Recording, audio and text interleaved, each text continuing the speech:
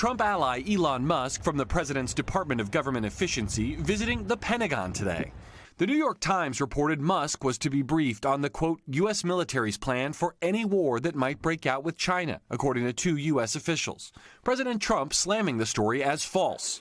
When he was asked about the war plans, I don't want to show it to anybody. You know, you're talking about a potential war with China. I don't want to show that to anybody, but certainly you wouldn't show it to a businessman who is helping us so much. Elon has businesses in China, and he would be susceptible perhaps to that.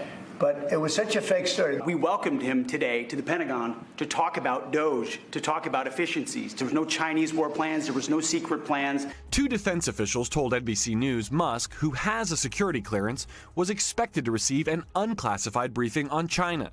Musk's business interests in China include this massive Tesla gigafactory in Shanghai, which produces nearly 1 million cars per year. He's there for DOGE, not there for China.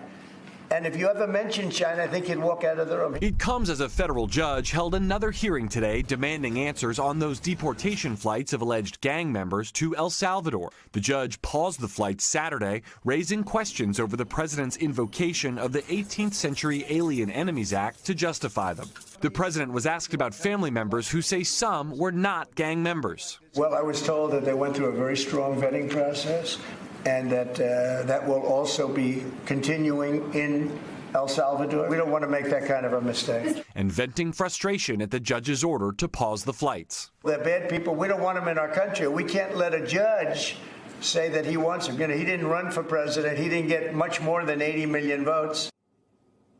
And Garrett, you have some new reporting that DHS has also fired nearly everyone in its civil rights division. Yes, Lester, these were the staffers responsible for investigating allegations of civil rights abuses of citizens and immigrants at the hands of DHS personnel. In a statement, the department said that rather than supporting law enforcement efforts, these staffers were, quote, internal adversaries that slowed down operations. Lester?